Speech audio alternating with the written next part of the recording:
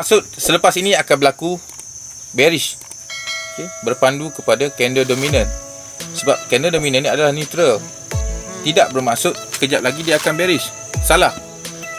Dia boleh berlaku sama ada bullish ataupun bearish. Dia juga boleh berlaku untuk buat setup bullish. Ataupun candle dominant tersebut adalah candle bullish. Candle bullish. Tidak semestinya dia akan buat bullish. Sebab anda kena ingat, CS dominant adalah bersifat neutral. CS dominant bersifat neutral. Dia tidak menentukan arah selepas ini. Yang menentukan arah, ingat, yang menentukan arah adalah breakout. Yang menentukan arah adalah breakout. Ini zone candle dominant. Ada beberapa candle lain lagi. Yang menentukan arah adalah breakout. Jika breakout ke atas, next candle, tak kisah ada berapa candle sekalipun, janji ada candle yang breakout.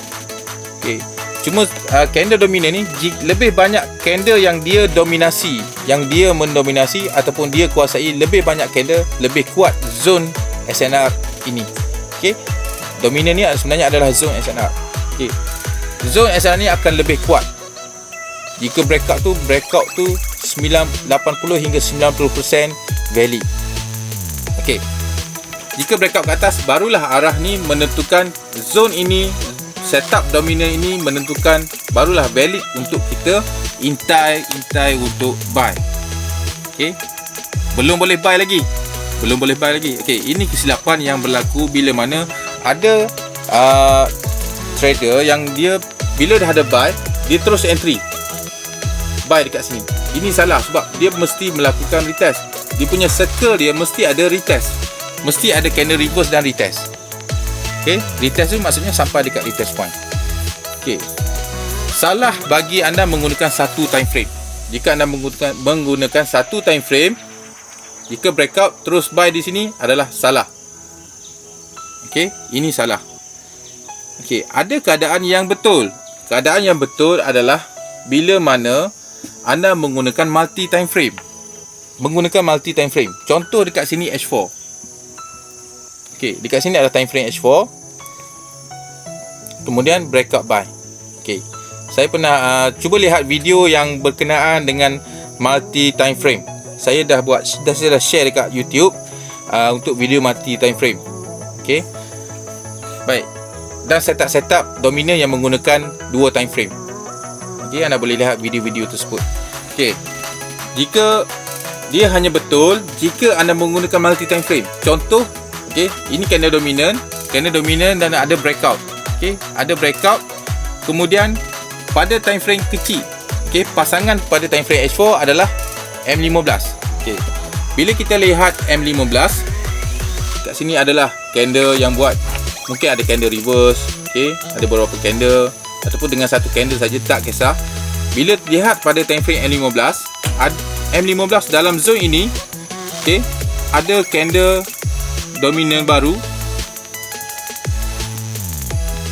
yang buat breakout buy. Seperti setup UCAT yang saya share tadi. Jika buat breakout buy, kemudian ada retest, barulah kita boleh entry buy. Ini baru betul untuk anda entry tidak berlaku retest, tanpa retest time frame H4. Tapi anda dah nak entry buy.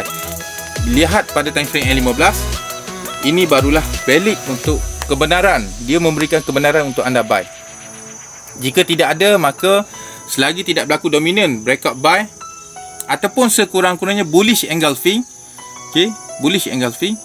anda tidak boleh entry buy. Sebab kemungkinan dia akan turun retest. Sebab tidak ada tanda N15 dia akan naik jika tidak ada dominant breakout buy ataupun sekurang-kurangnya bullish engulfing. Jadi dia memberitahu kita, jika kita dah entry dekat sini, contoh keadaan berlaku jika dah entry buy dekat sini, M15 tidak ada dominant yang breakout, kemungkinan dia boleh pergi retest untuk time frame H4 pada retest point. Jika anda betul-betul menggunakan setup candle dominant, sebenarnya anda tidak anda tidak mempunyai banyak entry. Tidak mempunyai banyak entry. Jika nak entry, jika betul-betul nak entry ikut emosi, sebenarnya 100 entry seminit pun boleh. Okey, tapi jika menggunakan setup, anda hanya follow saja apa yang candlestick bagi tahu. Okey, terutama melalui setup candlestick dominant, anda akan dapat entry yang sangat sedikit.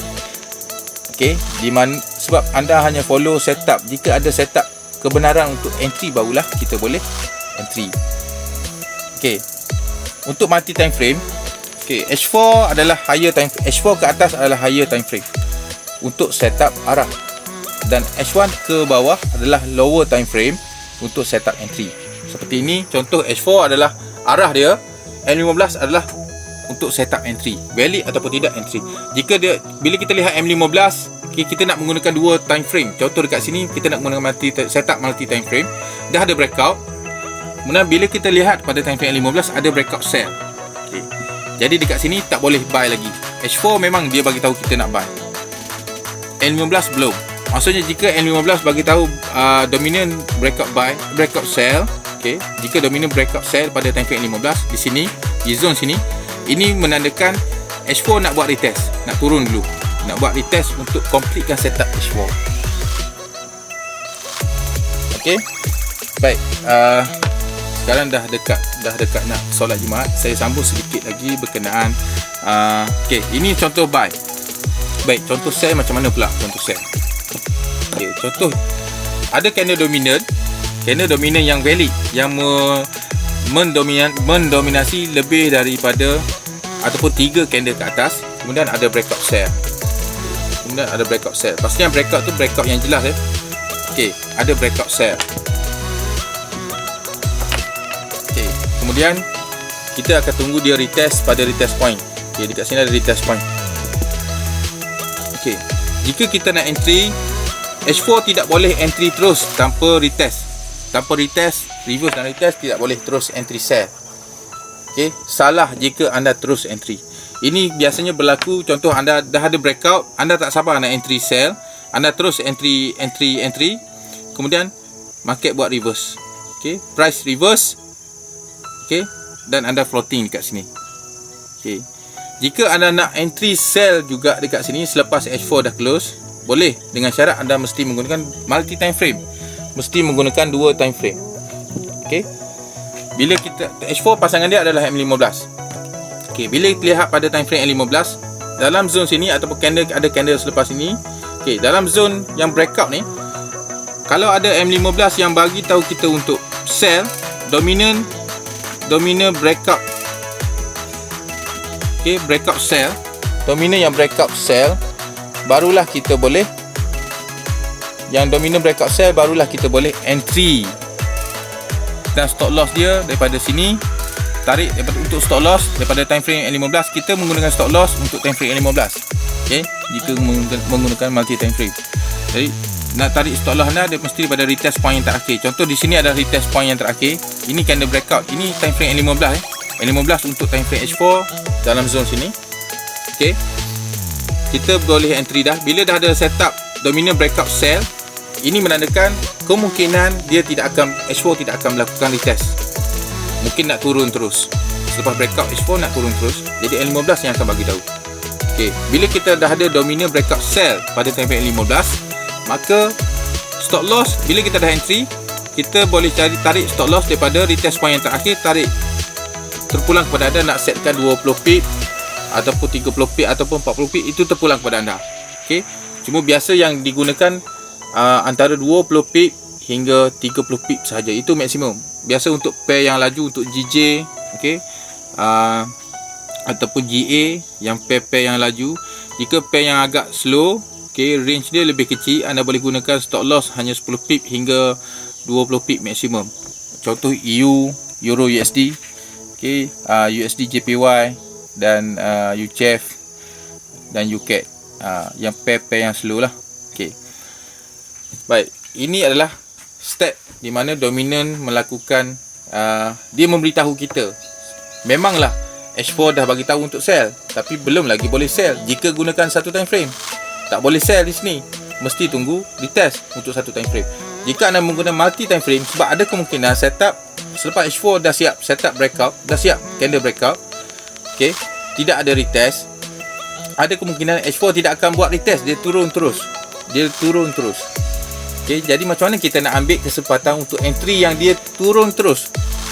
Maka kita akan lihat time frame N15. N15 ada setup yang sama dan breakout sell, maka barulah valid untuk kita sell.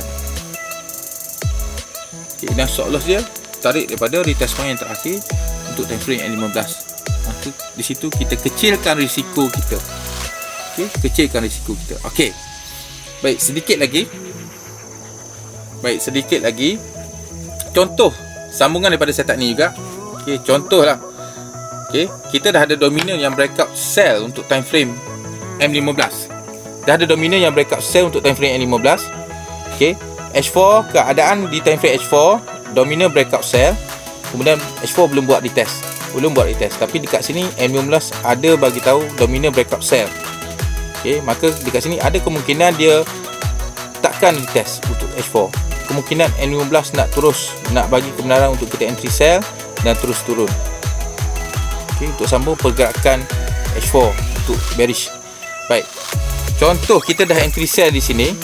Bila kita dah entry sell, kemudian price naik semula dan hit stop loss. Okey, bila hit stop loss, kemudian ada candle yang breakout buy di mana mematikan, okey, breakout buy mematikan dominant yang breakout sell tadi. Ingat, saya dah ceritakan awal tadi, dominant hanya setup candle dominant hanya boleh breakout sekali sahaja. Jika dia dah breakout sell, tidak boleh lagi breakout buy. Dia mesti buat setup untuk entry, kebenaran untuk entry. Jika dia keadaan ni, jika dia buat dominant breakout sell, kemudian bila kita dah entry, kita dah setkan stop loss apa semua, kemudian candle naik, kemudian hit stop loss ataupun tidak hit stop loss pun, maknanya candle ni mematikan dominant tersebut. Okey, candle retest mematikan dominant ni. Okey, mematikan dominant ni. Ataupun candle seterusnya mematikan dominant yang breakout sell. Maka dekat sini tidak boleh lagi entry sell. Tidak ada kebenaran untuk M15 bagi tahu kita nak sell. Kemungkinan bila berlaku macam ni, dominant breakout sell, kemudian breakout buy balik mematikan dominant sell, ini menandakan H4 nak buat retest. H4 nak buat retest dekat sini. Barulah kita intai untuk setup complete time frame H4. Dekat sini H4 nak buat retest. Okey, contoh stop loss anda dekat sini. Okey, sedikit jauh. Stop loss untuk sell anda, entry sell. First anda dah entry sell, kemudian stop loss dekat sini. Kemudian candle dominant ni breakout buy mematikan dominant sell. Waktu ini stop loss masih lagi belum hit stop loss. Okey, anda terus dekat sini, anda terus boleh cut loss terus. Sebab setup sell sudah dimatikan. Anda akan entry sell bila mana N15 buat balik pada time frame N15 ni dah ada setup dominant breakout sell semula yang baru.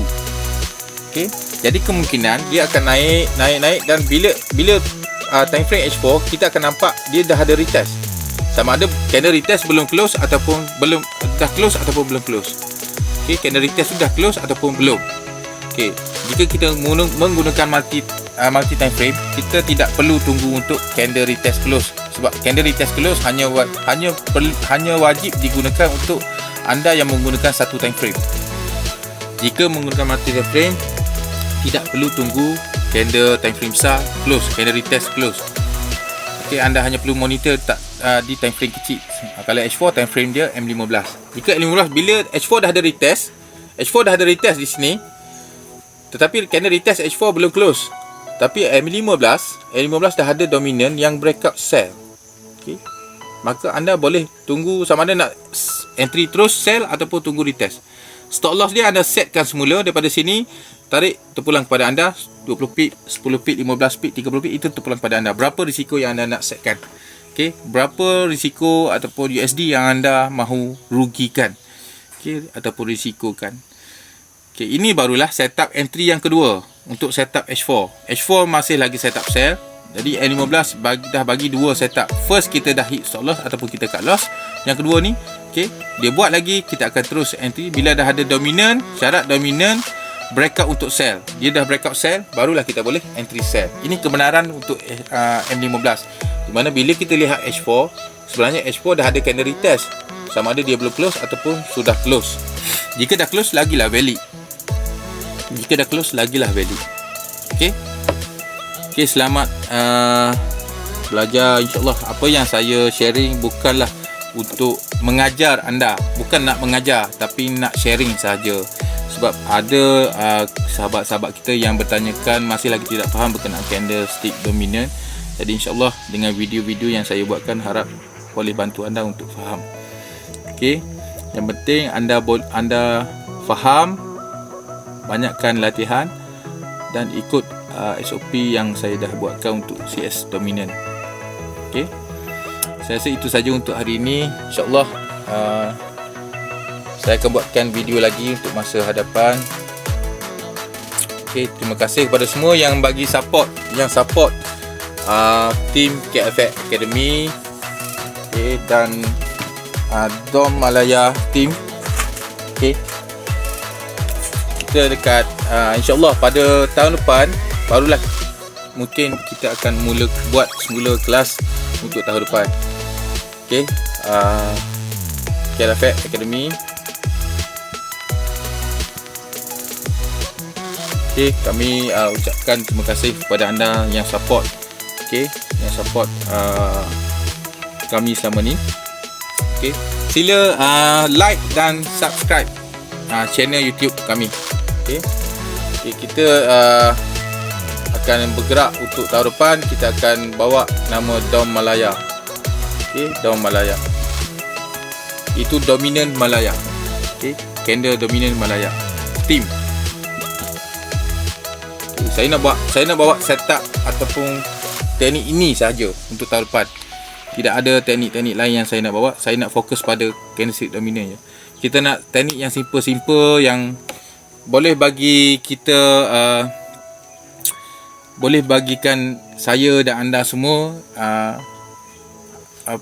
mapping, yang cara mudah untuk mapping, untuk buat analisa di mana kita nak stop loss, di mana kita nak TP, di mana kita nak cut loss, okey, di mana kita nak take profit, di mana bermulanya setup, di mana berakhirnya setup, okey, apa setup yang complete dan setup yang tidak complete. Okey. Baik, sekian. Assalamualaikum warahmatullahi wabarakatuh.